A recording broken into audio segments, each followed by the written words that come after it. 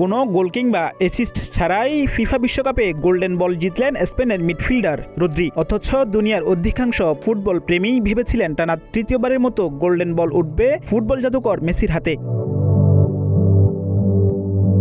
কোনো গোল কিংবা অ্যাসিস্ট ছাড়াই রদ্রি কিভাবে জিতে নিলেন গোল্ডেন বল, তার উত্তর দিয়েছে দ্য স্পোর্টিং নিউজ। গণমাধ্যমটির মতে মাঝমাঠে বল দখলের লড়াইয়ে অসাধারণ নৈপুণ্যই আলাদা করেছে ম্যানচেস্টার সিটির এই মিডফিল্ডারকে।